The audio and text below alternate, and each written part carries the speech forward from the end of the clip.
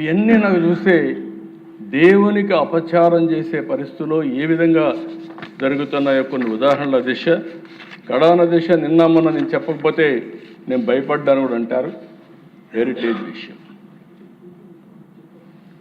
నేను ముఖ్యమంత్రి అయిన తర్వాత కానీ నేను రాజకీయాల్లోకి వచ్చిన తర్వాత కానీ నేను ఆ రోజు మా కుటుంబ సభ్యులకి చెప్పింది, నేను రాజకీయాల్లో ఉంటాం, ప్రభుత్వంలో ఎక్కడ కూడా మీరు హెరిటేజ్ అనే పేరే రాకూడదు, ఏ దేవాలయం కానీ ప్రభుత్వ కార్యక్రమాలకు కానీ ఒక్క కేజీ కానీ ఒక్క లీటర్ కానీ మీరు ఇవ్వడానికి వీలు లేదని మేము అనుకున్నాం. దాని ప్రకారం ఇంతవరకు ప్రభుత్వంలో ఎక్కడా ఇవ్వనటువంటి సంస్థ హెరిటేజ్ సంస్థ. దేశ వీళ్ళు మాట్లాడతారు దేశ. మొన్న ఒకసారి మీరు సాక్షి పేపర్ చూస్తే ఎన్ని వందల కోట్ల రూపాయలు అడ్వర్టైజ్మెంట్ ఇచ్చుకున్నారు. భారతీయ సిమెంట్ మొత్తం ప్రభుత్వ కార్యక్రమాలకు అన్ని ఇచ్చుకునే పరిస్థితికి వచ్చారు. నేను అది మాట్లాడడం లేదు. ఇప్పుడు హెరిటేజ్ని తీసుకొచ్చారు. నేరస్తులు ఏ విధంగా దెబ్బతీయాలని ప్రయత్నం చేస్తారు అనేదానికి హెరిటేజ్ ఇదే డైరీ, ఇక్కడ జరిగింది గీ, ఏ విధంగా ముడిపెట్టచ్చునో ఆలోచించుకొని బొరుజల్లే కార్యక్రమాన్ని శ్రీకారం చుట్టారు. 20 లక్షల లీటర్ల పాలు ఎవ్రీ ఇయర్ వాళ్ళు చేసి ఎవ్రీ డే ఆపరేట్ చేస్తారు. వేయాలనుకుని డైరెక్ట్గా ఇచ్చి కానీ డొంక తిరుగుళ్ళు ఇంకో కంపెనీలు వేయాల్సిన పని లేదు. అది ఎట్టి పరిస్థితుల్లో జరగదు. వాళ్ళ ఉద్దేశం నీతి నిజాయితీగా చేయడమే కాకుండా ప్రభుత్వాలతో సహాయం లేకుండా నీతి నిజాయితీగా నిలబడాలనే ఉద్దేశంతోనే ముందుకు పోయారని చెప్పి కూడా నేను మీకు తెలియజేస్తున్నా. ఇక్కడ నిన్నే హెరిటేజ్ని తీసుకొచ్చి ఒక పక్కన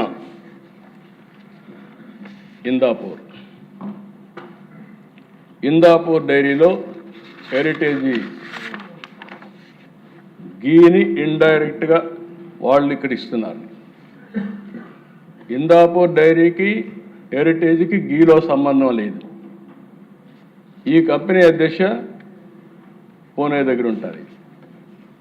వాళ్ళు అవుట్సోర్సింగ్ కో ప్యాకింగ్ కో మ్యానుఫ్యాక్చరింగ్ చేస్తారు. కో మ్యానుఫ్యాక్చరింగ్ ఒకరికే కాదు, మదర్ డైరీకి చేస్తున్నారు, బిటానియాకి చేస్తున్నారు, హిందుస్థాన్ యూనిలివర్కి చేస్తున్నారు, ఆయుర్వేద గీ తయారు చేస్తున్నారు, పతాంజలికి ఇస్తున్నారు, లాక్టలిస్ చేస్తున్నారు, DMart, Reliance, Tata star, Dominos, Dodla, Hatsun, GBR, GRB, తర్వాత ఫైనల్గా వచ్చే కొందికి అమూల్ హెరిటేజ్కి ఇస్తున్నారు. అది హెరిటేజ్ కూడా చీజ్, యూహెచ్టీ, ఎస్ఎంపి చేయించుకుంటున్నారు వాళ్ళ దగ్గర. అది కూడా కో మ్యానుఫ్యాక్చరింగ్. అలాంటిది అన్ని దిక్కల్లో వీళ్ళు చేసుకుంటారు అధ్యక్ష. దానికి తీసుకొచ్చి 4 రోజులు కడాన 5 మంది ఓటికి అయ్యారు. రాజమండ్రిలో కల్తీ పాలు దాగా 5 మంది చనిపోతే అది కూడా చర్చించకుండా హౌస్ను స్టాల్ చేస్తే బాధ్యత కలిగిన ప్రభుత్వంగా ఈ హౌస్లో కౌన్సిల్లో ఆ స్టేట్మెంట్ ఇచ్చింది ఎన్డీఏ ప్రభుత్వం. రెండో అధ్యక్ష, ఇంకొక పక్కన మీరు చూస్తే బోలే బాబా మిల్క్ ఫుడ్ ఇండస్ట్రీ, ఒకటి ఆర్గానిక్, ఒకటి మిల్క్ ఫుడ్ ఇండస్ట్రీ. వీళ్ళు కావాలని చెప్పి రెండు కన్ఫ్యూజ్ చేసి బోలే బాబా మిల్క్ ఫుడ్లో వీళ్ళు పౌడర్ తీసుకుంటే దాన్ని కావాలని చెప్పి మాట్లాడితే వాళ్ళు we have never supplied ghee to TTD or any other temple in India అని కండెమ్ చేసి హెరిటేజ్తో ఉండే రిలేషన్ కూడా చాలా స్పష్టంగా చెప్తే అప్పటికి కూడా ఆపకపోతే ఆ దశ ఓసారి కంపెనీలు ఎట్లుంటాయంటే ఢిల్లీ హైకోర్టుకు పోతే ఢిల్లీ హైకోర్టు మొత్తం రికార్డ్స్ చూసి ఇమ్మీడియట్గా డైరెక్షన్ ఇచ్చారు. సాక్షికి, న్యూస్ పేపర్ సాక్షికి, టీవీకి అందరికి ఇచ్చి ఎట్టి పరిస్థితుల్లో మీరు ఇవన్నీ పబ్లిసైజ్ చేయడానికి వీలు లేదని చాలా స్పష్టంగా ఆదేశాలు ఇస్తే ఇప్పుడు తిరిగి దొడ్డిదారిన కౌన్సిల్కి వచ్చి చెప్తున్నారు. నేను ఒకటే చెప్తున్నా, హెరిటేజ్ ఎప్పుడు కూడా అలాంటి తప్పుడు పనులు చెయ్యం, చాలా స్పష్టంగా చెప్తున్నా. అందులో కూడా దేవుని సమస్య దగ్గర చీటింగ్ చేసే పరిస్థితితో తప్పులు చేసే పరిస్థితి ఉండదని చెప్పి కూడా నేను మీకు తెలియజేస్తున్నా. మీరు చేసిన తప్పుని తప్పించుకోవడానికి నాటకాలు ఆపండి, పవిత్రతను కాపాడండి, దేవాలయాల జోలికి రావద్దండి, హిందూ మనోభావాల్ని దెబ్బతీయద్దండి. మీరు డిఫరెంట్ ఆలోచనలు ఉండొచ్చు కానీ ఆ ఆలోచనలన్నీ ఇక్కడ జరగవు. ఆ విషయం మీరు గుర్తుపెట్టుకోవాల్సిందిగా మరొకసారి కోరుతున్నా. వాస్తవంగా దిశ నేను మొదటి రోజున మీరు చూసుంటారు, ఆ రోజు రిపోర్ట్ వచ్చినప్పుడు యాక్షన్ తీసుకోవాలనుకున్నాం. యాక్షన్ తీసుకున్న తర్వాత ఒక రోజు నేను గమనే ఉన్నాను. ఉంటే తప్పు చేసిన వాళ్ళు మమ్మల్ని క్షమాపణ చెప్పమనే పరిస్థితికి వచ్చారు. ఈరోజు కూడా 4 రోజులు కౌన్సిల్లో గొడవ చేశారు. మేము చెప్పకపోతే నీతి నిజాయితీగా దేవుని మీద భయము భక్తి ఉండేవాళ్ళం మేము దోషులుగా నిలబెట్టి వీళ్ళు చేసే తప్పుడు ప్రచారాన్ని ప్రజల్లోకి తీసుకునే పరిస్థితికి వస్తున్నారు. రాష్ట్రం మొత్తం మీరు ఆలోచించుకోవాల్సిన అవసరం ఉంది అధ్యక్ష. మనం కూడా ఇంటింటికి చెప్పాల్సిన అవసరం ఉంది. హిందూ ధర్మాన్ని ఇప్పుడే పవన్ కళ్యాణ్ గారు చాలా ఆవేశంగా మాట్లాడారు. నేను ఆయన ఆవేశంతో ఏకీభవిస్తున్నా.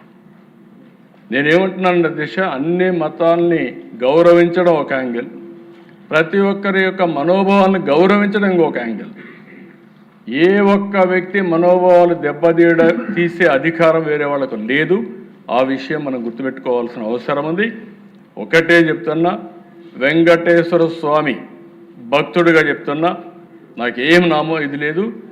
వెంకటేశ్వర నేను బ్రతికున్నంత వరకు ఎక్కడున్నా కూడా వెంకటేశ్వర స్వామి పవిత్రతను కాపాడంలో నేను ముందుంటాను తప్ప ఎట్టి పరిస్థితుల్లో జరగనీయని చెప్పి మరొకసారి మీ అందరికీ ఆనందిస్తున్నా. ఇదే అందుకనే దేశ ఇప్పటికే చాలా ప్రక్షాళన కార్యక్రమాలు పెట్టాం. అవన్నీ మీరు ఒకసారి చూస్తే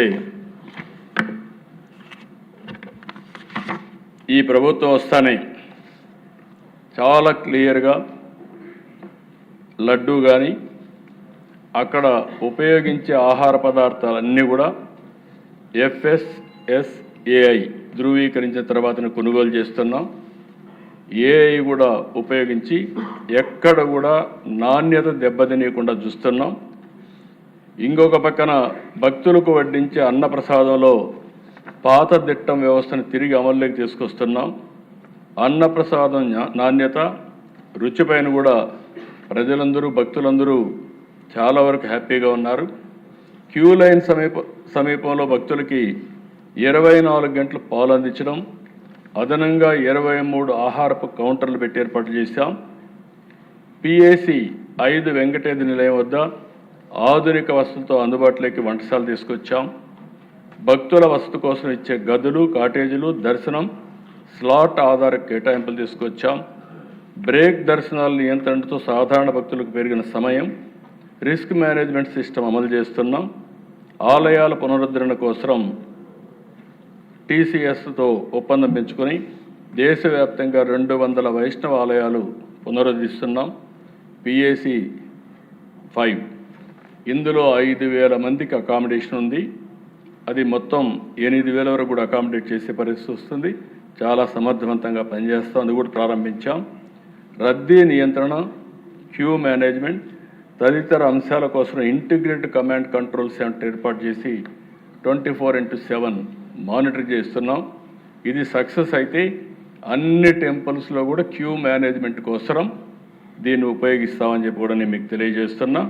వైకుంఠ ఏకాదశి, బ్రహ్మోత్సవాలు, రథసప్తమి, ఉగాది వంటి పర్వదినాల్లో తరలి వచ్చిన లక్షల మంది భక్తులకి వాళ్ళ అవసరాలు ఏ విధంగా ఉంటాయో చూసుకొని అన్నీ కూడా నెరవేర్చడమే కాకుండా దర్శన భాగ్యం కల్పిస్తున్నాం.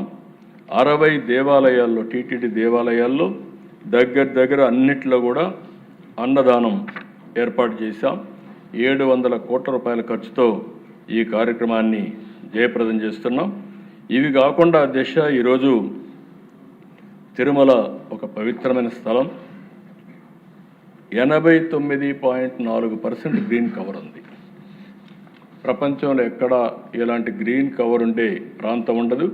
నేను ఎప్పుడు పోయినా కూడా రాత్రిలో ఎప్పుడైనా నేను రివ్యూ చేస్తానంటే ఫస్ట్ ఈ గ్రీన్ కవర్ గురించి, పచ్చదనం గురించి రివ్యూ చేస్తాను.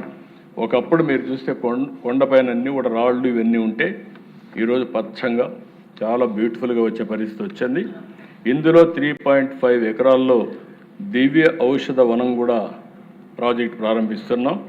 దీనిపైన ఇంకా కూడా ఏమేం చేయాలనో అలాంటివన్నీ చేసి మొత్తం ముందుకు పోయే పరిస్థితి వస్తుంది. ఇది కాకుండా దిశ ఈరోజు FSSAI డైరెక్షన్స్ మేరకు ప్రతి 25 పోర్టు వర్కర్స్కి ఒక సూపర్వైజర్ మేరకు 34 మంది పోస్టులు కొత్తవి క్రియేట్ చేసి వాళ్ళని కూడా రిక్రూట్ చేస్తాం. మొత్తం ప్రక్షాళన ప్రారంభమైంది దిశ. ఈ ప్రక్షాళన ముందుకు తీసుకెళ్తాం. ఆ రోజు ఎన్టీ రామారావు గారు ప్రారంభించిన అన్నదానం, ఆ అన్నదానం అధ్యక్ష ఈరోజు ఎంతమంది భక్తులు వచ్చినా ఎన్ని టెంపుల్స్లో కూడా అన్నదానం పెట్టే పరిస్థితికి వచ్చాం. దీన్ని కొనసాగిస్తాం. రెండోది అధ్యక్ష నేనే ప్రారంభించాను ప్రాణదానం. ప్రాణదానం ప్రారంభించి తిరుమలకు పోయేటప్పుడు నా మీద దాడి జరిగితే సాక్షాత్ వెంకటేశ్వర స్వామి ప్రాణ పెట్టాడు. ఇది కూడా కొనసాగిస్తాం. దీనివల్ల తిరుపతిలో సిమ్స్ కానీ, రోయా కానీ, బర్డ్స్ హాస్పిటల్ కానీ ఇవన్నీ కూడా ఇంటిగ్రేట్ చేసి అది ఆ హాస్పిటల్ అన్నీ ట్రస్ట్లో వస్తాయి, కానీ ఇవి టీటీడీ ఆధ్వర్యంలో పెట్టి ఇవన్నీ కూడా ప్రాణదానం కింద మొత్తం ఇంటిగ్రేట్ చేస్తాం. రెండోది శ్రీవారి సేవకులు కూడా ఒక కాన్సెప్ట్ పెట్టాం. ఇప్పుడు శ్రీవారి సేవకులు చాలా బాగా పనిచేస్తున్నారు. వాళ్ళందరినీ ఇంటిగ్రేట్ చేసి దేవునికి సేవ చేయడం, శ్రీవారి సేవకులు ఇక్కడికి వచ్చినప్పుడే కాకుండా వాళ్ళ ఊర్లలో కూడా టెంపుల్లో శ్రీవారికి వెంకటేశ్వర స్వామికి సేవలు చేయడం, వాళ్ళకందరికీ అక్రిడేషన్ మెయింటైన్ చేసి వాళ్ళని ఇక్కడ శ్రీవారికి సేవకు ఏదైనా అవసరమైతే వాళ్ళని ఉపయోగిస్తాం. విదేశాల్లో ఉండే డాక్టర్స్ని కూడా రమ్మని ఒక 4 రోజులు 3 రోజులు వారం రోజులు తిరుపతిలో పేషెంట్లకు ట్రీట్ చేసి మానవ సేవ మాధవ సేవ తర్వాత వెంకటేశ్వర స్వామి దర్శనం చేసుకునే పరిస్థితి వస్తుంది. దేశం మొత్తం 5,000 దేవాలయాలు వెంకటేశ్వర స్వామి దేవాలయాలు, వైష్ణవ దేవాలయాలు కట్టే బాధ్యత తీసుకుంటాం. దాన్ని కూడా పూర్తి తీసుకెళ్తాం. అన్ని ముఖ్యమైన నగరాల్లో వెంకటేశ్వర స్వామి దేవాలయం ఉంటుంది. ప్రపంచంలో హిందువులు ఉండేది ఇక్కడంతా కూడా వెంకటేశ్వర స్వామి దేవాలయం ఉంటుంది. ఈ 4 ప్రోగ్రామ్స్ పెట్టుకున్నాం. అన్నదానం, ప్రాణదానం, శ్రీవారి సేవకులు, దేవాలయాల నిర్మాణం.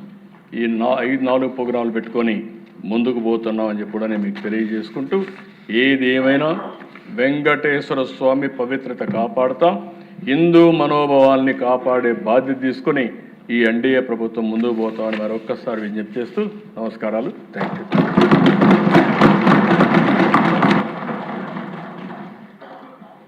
అర్థం కాని వారందరికీ అర్థమయ్యేలా, అరకొరగా అర్థమైన వాళ్ళకి మరింత స్పష్టంగా అర్థమయ్యేలా, భక్తులకి ఒక ధైర్యం ఇచ్చేలాగా తమరి ప్రసంగం సాగింది సార్.